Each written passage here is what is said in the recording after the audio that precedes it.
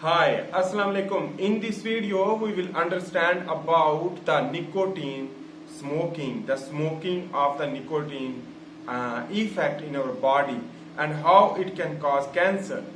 So, basically, let's understand about that. First of all, we will understand about what is the nicotine. Nicotine is basically a stimulant which trigger the neurotransmitter and release the dopamine and excitatory neuron to cognitive function more. But anyhow, the nicotine itself is not as much as harmful as compared to the smoking, because smoking, whenever you will smoke, so the cigarette will burn an incomplete combustion. This incomplete combustion will produce the carbon monoxide. This carbon monoxide when enter into your lung and enter ultimately into the blood circulatory system. It will bind with a hemoglobin tight bond and unable to detach easily as compared to the carbon dioxide.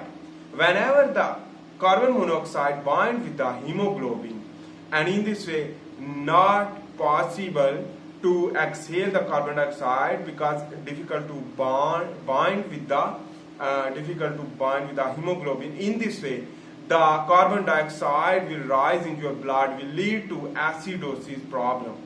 But anyhow, in this way, the oxygen trapping with the hemoglobin is difficult. In this way, the level of the oxygen in your blood will decrease.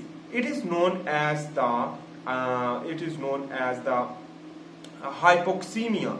Hypoxemia will lead to further vasoconstriction of the circulatory system. In this way, the stroke and the heart attack can be possible.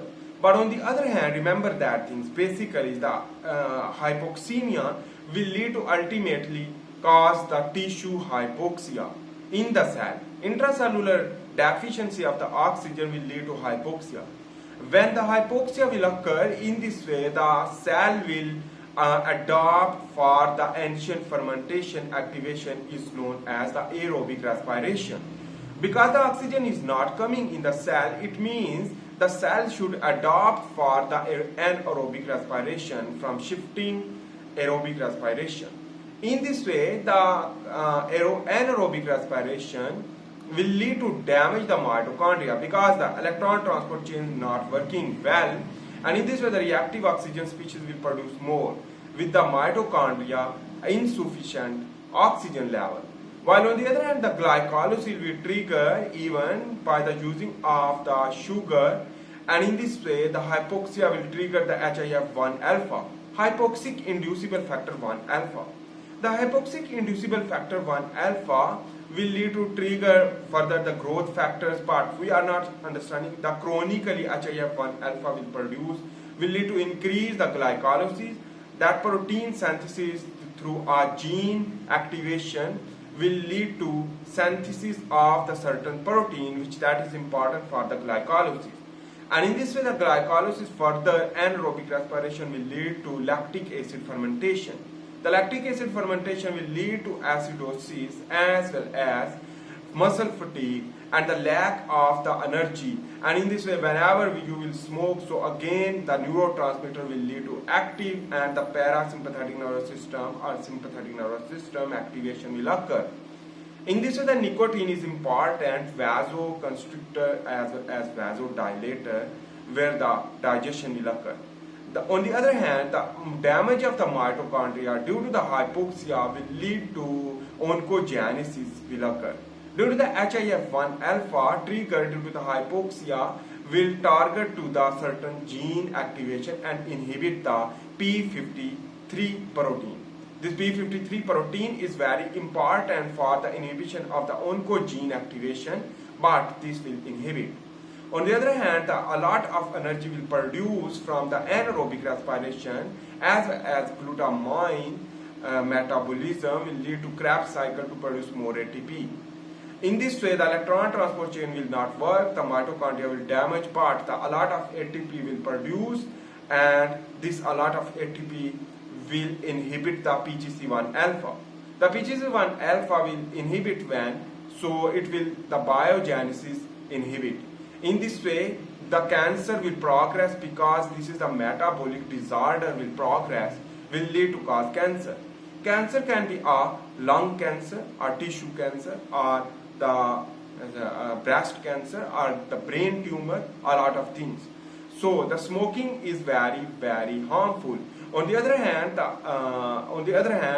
about the cancer, not only the cancer but other things also work, like bronchitis and the chronic obstructive pulmonary disease, emphysema, asthma, and a lot more disease. On the other hand, the lungs alveoli will burst, and in this way the lungs capacity to absorb oxygen will decrease. And the smoking also trigger the reactive oxygen species and oxidative stress, which that will lead to chronic inflammation, and in this way the aging as well as the other autoimmune disorder will be progress. The smoking is too much bad as compared to the simple nicotine consumption, because the simple nicotine consumption will lead to stimulate the excitation of the nervous system in your brain, and in this way the working of the nervous system will depend on the basis of the reward due to the nicotine consumption, and in this way that reward will again desire of the nicotine, but the smoking will harmful too much as compared to the simple nicotine formation, simple nicotine consumption. I hope you make sense about that. The nicotine is basically not harmful as much as possible, but the smoking nicotine will be harmful, which that will lead to inflammation, the chronic stress and anxiety. Even the depression can progress because the inflammation in your body. I hope you make sense about that. If you like my video, please make sure to subscribe, like and share. See you in the next video. For this time, bye. I am also making the handwritten tutorial about the biomedical science. You can learn a lot of knowledge from that if you like that. So this is the simple video to understand why smoking will lead to cause many complications like cancer.